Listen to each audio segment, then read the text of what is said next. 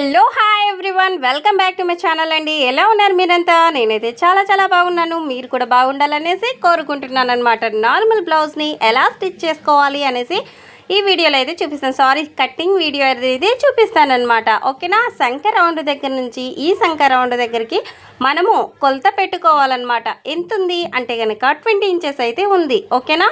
అటు side 2 inches, ఇటు side 2 inches extra margin పెట్టుకుంటానండి. ఎందుకంటే కనుక లోపల స్టిచెస్ ఉంటాయి కదా, దానికోసం. అంటే 24 ఇంచెస్ అయితే అవుతుందన్నమాట. తర్వాత ఈ షోల్డర్ ఉంది కదా, ఈ షోల్డర్ దగ్గర నుంచి మనము కింద ఒక టక్స్ అయితే వస్తుంది కదా, ఆ టక్స్ దగ్గరికి మనము టైట్గా లాగి పెట్టి, టైట్ అంటే మరీ లాగద్దండి, జస్ట్ ఇంతలాగా లాగి చూసుకోవాలన్నమాట.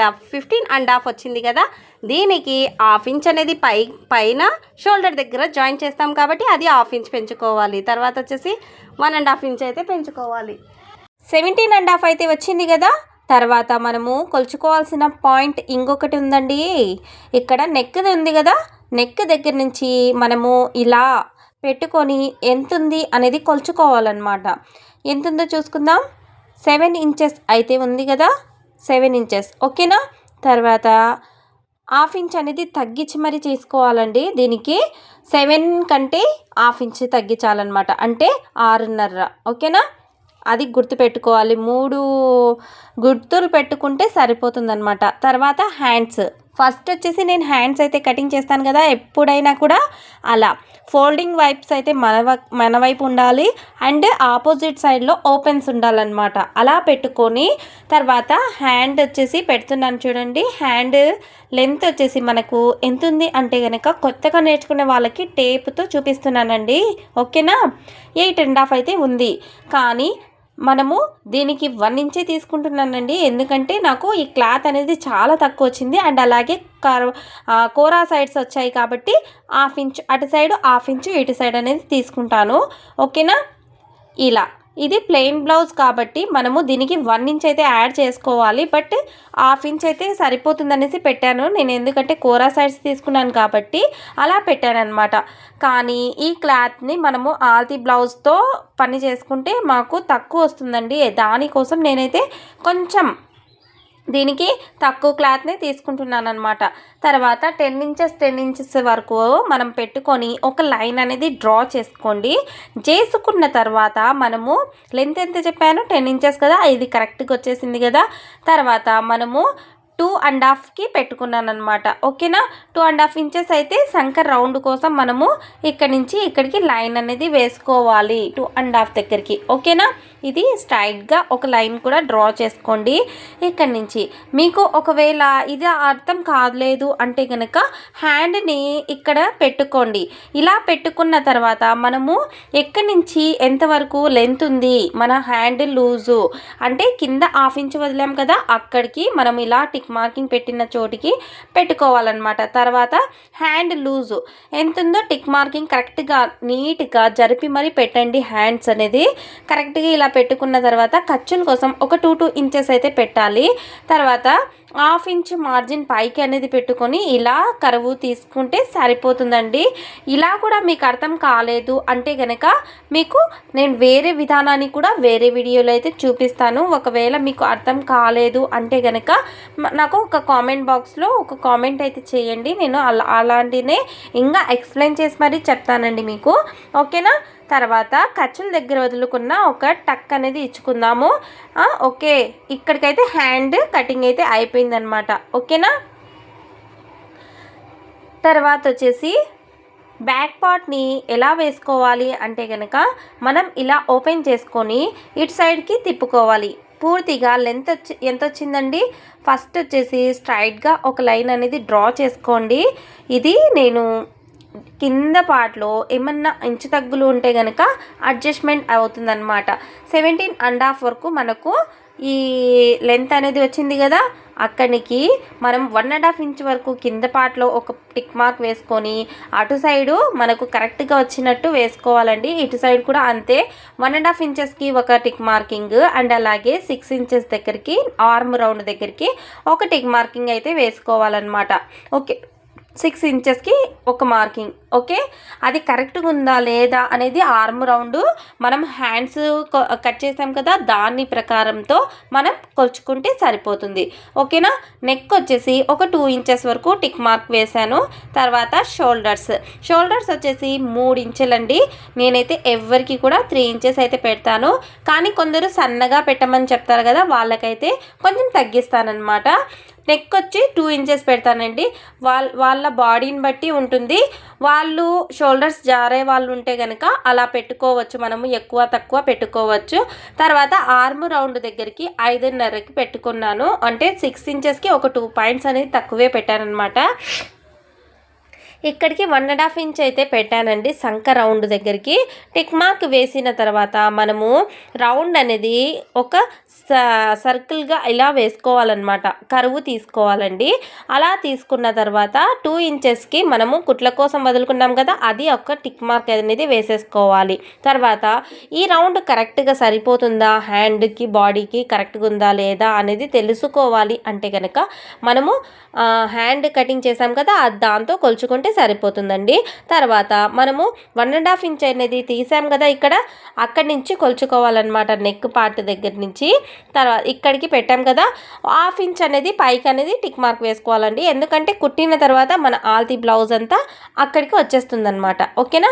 తర్వాత పై పార్ట్లో మనం 2 ఇంచెస్ అయితే తీసుకున్నాం కదా, అదే పార్ట్ దగ్గర ఇక్కడ కూడా 2 ఇంచెస్ మార్జిన్ పెట్టుకొని తర్వాత ఒక బాక్స్ లాగా డ్రా చేసేసుకోవాలి.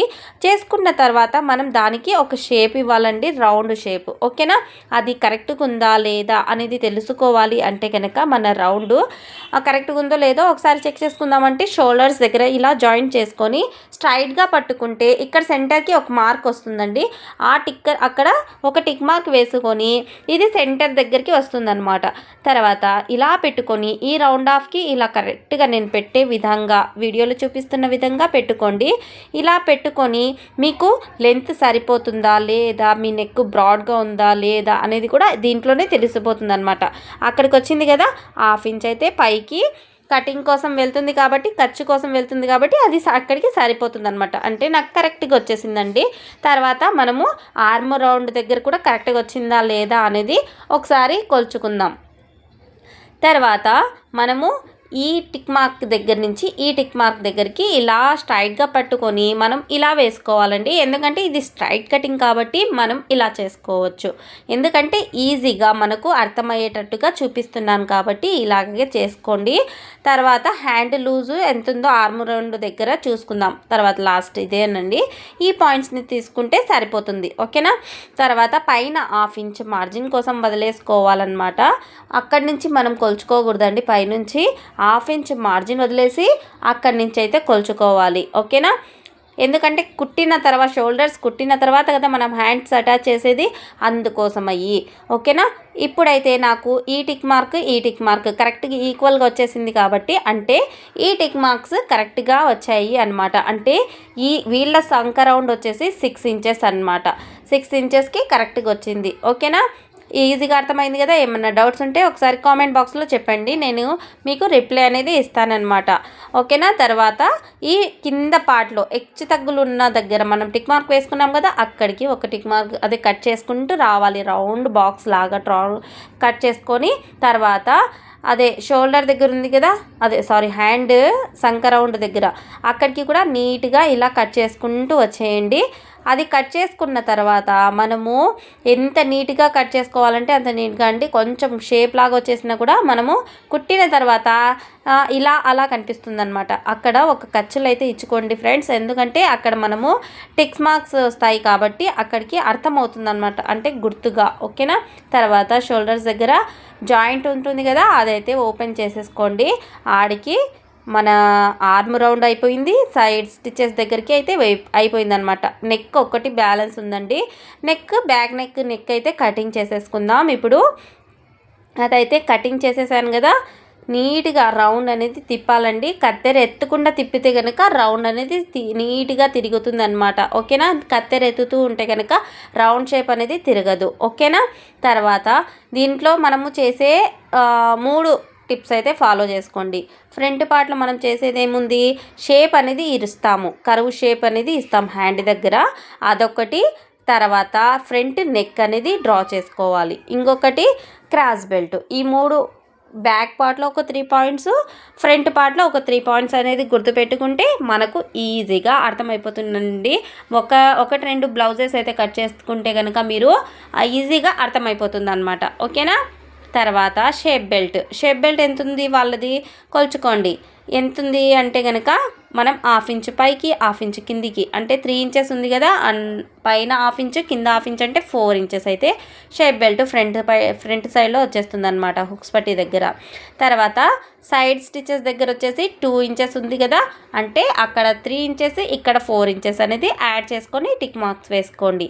ఇది అర్థమవుతుంది కదా. మీకు చూపిస్తున్న విధంగా మీరు పాయింట్ని మెజర్మెంట్స్ కొలతల్లో చూపిస్తున్న విధంగా చూసి నేర్చుకొని మరీ కుట్టుకోవచ్చు. ఓకేనా.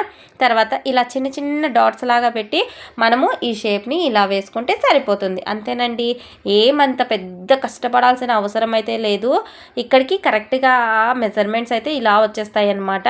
తర్వాత రౌండ్ నెక్, అంటే లెఫ్ట్ సైడ్ నెక్ అయితే పెట్టుకొని ఇలా మనము షోల్డర్ దగ్గర 1/2 ఇంచ్ అయితే వదులుతాం కదా, అక్కడి నుంచి ఈ 1/2 ఇంచ్ వదిలేసి ఇక్కడికి రౌండ్ మార్కింగ్ దగ్గరికి మనము సేమ్ బ్యాక్ నెక్ ఎలా పెట్టుకొని చూసుకున్నామో అలాగే మనము ఫ్రంట్ నెక్ని కూడా ఇలాగే కొలుచుకొని చూసుకోవాలి. ఇలా ఇంతవరకు స్ట్రైట్గా పెట్టి ఇక్కడ వచ్చేసి మనము రౌండ్ షేప్ అనేది ఇలా తిప్పుకోవాలండి. అది కరెక్ట్గా రౌండ్గా తిరుగుతుంది అనమాట. ఓకేనా. చూపిస్తున్నాను చూడండి, అలాగా మీరు చూసుకోవాలి. తర్వాత దీనిపైకి ఒక 1/2 ఇంచ్ పైకి అనేది పెట్టుకోండి. అంతేనండి, ఇది కూడా కరెక్ట్గా వచ్చేసింది కదా. 2 ఇంచెస్ మార్జిన్ పెట్టుకొని దీనికి రౌండ్ ఆఫ్ చేసుకుంటే సరిపోతుంది. ఈ టిక్ మార్కింగ్ తోటి మీరు ఈజీగా మీ బ్లౌజెస్ మీరే కుట్టుకోవచ్చండి. మీరు ఈజీ మెథడ్తో అయితే ట్రై చేసి చూడండి, మీకు ఇంకా బాగా అర్థమవుతుంది. నా వీడియోస్లలో నా ఛానల్లో చాలా మెంబర్ ఆఫ్ వీడియోస్ అయితే చేసి పెట్టాను, మీరు వెళ్ళి చూసేసుకోండి. తర్వాత ఈ షేప్ బెల్ట్ దగ్గర నుంచి కూడా చూసుకోవాలండి, మర్చిపోయాను ఇది చూపించడము. ఇక్కడి నుంచి ఇక్కడికి అయితే 3.5 వచ్చింది కదా. 3.5 అంటే పైన ఒక 1/2 ఇంచు, కింద ఒక 1 ఇంచ్, అంటే పూర్తిగా 5 ఇంచెస్, 1.5 ఇంచ్ అయితే పెంచుకోవాలన్నమాట. అంటే 5 ఇంచెస్ వచ్చేస్తుంది కదా. 5 ఇంచెస్కి మనము ఈ షేప్ బెల్ట్ దగ్గర డౌన్ ఉంది కదా, ఆ డౌన్ దగ్గరికి మనము ఇలా డౌన్ చేసేసుకోవాలండి. అక్కడి నుంచి అది ఒక పాయింట్ అన్నమాట, మీరు గుర్తుపెట్టుకోండి. ఓకేనా. ఇక్కడి నుంచి నేను చూపిస్తున్నాను చూడండి, ఇలా కొద్దిగా డౌన్ అనేది చేసుకుంటే సరిపోతుంది. ఓకే.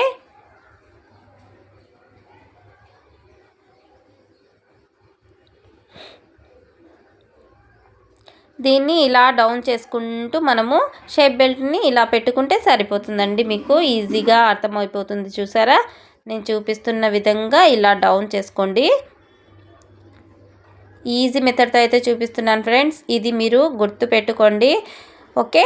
4 ఇంచెస్కి ఒక టిక్ మార్క్ వేసుకోవాలి. అటు సైడ్ 1 ఇంచు, ఇటు సైడ్ 1 ఇంచు అనేది యాడ్ చేసుకొని ఒక టక్స్ అనేది ఏర్పరచుకోవాలన్నమాట. 2.5కి ఒక టిక్ మార్కు, 2.5కి ఒక టిక్ మార్కు అలా వేసుకుంటే ఒక టక్స్ అనేది రెడీ అయిపోతుంది. ఓకేనా. ఇప్పుడు ఇది కట్ చేసుకోవాలండి. ఇక్కడికి ఒక టిక్ మార్క్ వస్తుంది అన్నమాట సెంటర్ దగ్గర. ఓకేనా. ఇక్కడ ఒక స్ట్రైట్ లైన్ అనేది వేసుకొని ఇక్కడ ఒక టక్స్ వచ్చేస్తుంది, ఇక్కడ కూడా ఒక టక్స్ అయితే వచ్చేస్తుంది అనమాట. ఇది నేను వీడియో స్టిచ్చింగ్ చేసేటప్పుడు అయితే మీకు చూపిస్తానండి. ఈ రౌండ్ అనేది ఇలా వచ్చేస్తే మీకు టక్స్ అనేది కరెక్ట్గా కూర్చున్నట్టే. ఓకేనా. తర్వాత కటింగ్ అయితే చేసుకుందాము. ఇక్కడ నుంచి మనము డౌన్ అనేది చేసుకుంటూ ఈ షేప్ దగ్గరికి కలుపుకొని కట్ చేసుకోవాలండి. తర్వాత ఈ కొంచెం ఉంది కదా, ఆ కొంచెం అనేది తీసుకుంటే ఇది షేప్ బెల్ట్ ఒకటి రెడీ అయిపోతుంది. ఇంకొకటి ఎక్స్ట్రాది కట్ చేసుకుంటే సరిపోతుందండి. ఇక్కడికి ఒక షేప్ బెల్ట్ అయితే రెడీ అయిపోయినట్టే. ఓకేనా. తర్వాత నెక్ అనేది కట్ చేసుకుందాము. రౌండ్గా కత్తి ఎత్తకుండా కట్ చేసుకోవాలండి. నీట్గా ఇలా రౌండ్ తిరిగినట్టు చెప్స్ వేసుకుంటే సరిపోతుంది. ఓకేనా. కత్తి ఎత్తితే కనుక ఏమవుతుందంటే కచ్చల్లాగా వచ్చేస్తాయి. ఇది వచ్చేసి హుక్స్ పట్టి కాజపట్టికి అయితే పెట్టుకోండి ఈ పట్టీని. అది ఒక పాయింట్ అండి. మనం పీస్ అనేది ఒక్కటి కూడా మిస్ కాకుండా పెట్టుకుంటే కనుక మీకు బ్లౌజ్లో పీసెస్ అనేవి పడవన్నమాట ఎక్కువగా. ఓకే, షేప్ బెల్ట్ దగ్గర ఒక్కటే మనకు ఎక్స్ట్రా పీస్ ఉంటుంది. ఇది షేప్ అయితే తీసేసాం కదా. తర్వాత ఇక్కడ జాయింట్స్ ఉంటాయి కాబట్టి అది ఓపెన్ అయితే చేసేసుకోండి. ఆడికి ఫ్రంట్ పార్ట్ కూడా కటింగ్ అయితే అయిపోయింది ఫ్రెండ్స్. ఈజీగా అర్థమైపోయింది కదా మీకు. ఇప్పుడు ఏముంటాయండి, షేప్ బెల్ట్ కోసం ఇంకొక పీస్ దగ్గరికి అయితే తీసుకోవాలి. కానీ ఇక్కడ నాకు ఈ పీసే మిగిలింది కాబట్టి నేను నెక్కి హెమ్మింగ్ పట్టి కావాలి కదా, దీంట్లోనే తీసుకుంటానండి. షేప్ బెల్ట్కి కావాలంటే వేరే క్లాత్ అయినా వేసుకోవచ్చు. పై పార్ట్ ఒకటి కరెక్ట్గా ఉంటే సరిపోతుంది. అందుకనేసి ఇది నాకు హెమ్మింగ్ పట్టి కోసం యూజ్ అవుతుంది అనేసి సేమ్ పీస్ కావాలి కాబట్టి ఇక్కడ నేను హెమ్మింగ్ పట్టి కోసం అయితే కట్ చేసుకుంటున్నాను అనమాట. అంటే క్రాస్గా పట్టీలు అయితే తీసుకుంటున్నాను. అది మీరు కూడా ఇలాగే కట్ చేసుకోండి నీట్గా. ఒక క్రాస్ పీస్ అయితే సంక్రౌండ్ దగ్గర పెట్టాం కదండి, ఇలా పెట్టుకోవడం వల్ల ఏమవుతుందంటే మనకు దీంట్లోనే క్రాస్ బెల్ట్ కోసం హెమ్మింగ్ పట్టి కోసం పట్టీలు అయితే రెడీగా వచ్చేస్తాయి అన్నమాట.